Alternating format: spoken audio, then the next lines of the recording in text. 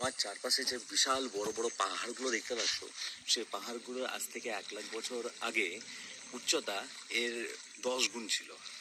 তো আজকে পাহাড়গুলো দেখো, কিছুদিন পরে এই উচ্চতা কিন্তু আরো কমবে। কেন কমবে?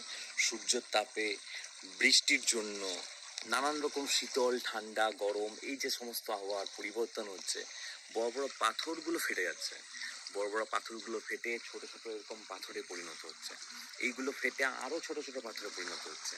সেইগুলোতে কি হচ্ছে? সেইগুলোতে কুকুর, শিয়াল, তার সঙ্গে সঙ্গে অন্য সমস্ত জন্তু জানোয়ার, পাখি, এ সমস্ত কিছুর যে যে বিষ্ঠাগুলো, যেগুলো পটি, সেগুলো পড়ছে।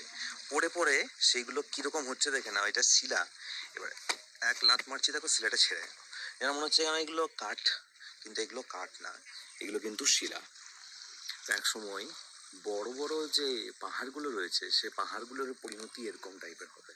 হয়তো আজকে না, আজ থেকে 1,00,000 বছর পরেই এই বড় বড় পাহাড়গুলোর পরিণতি এরকম হবে।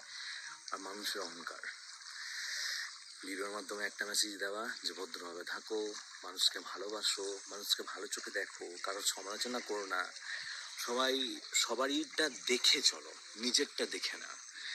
কারণ কিছুই থেকে যায় না। এই পাহাড়গুলো টিকতে পারছে না, পাহাড়গুলোর অবস্থা দেখো কি অবস্থা হয়েছে।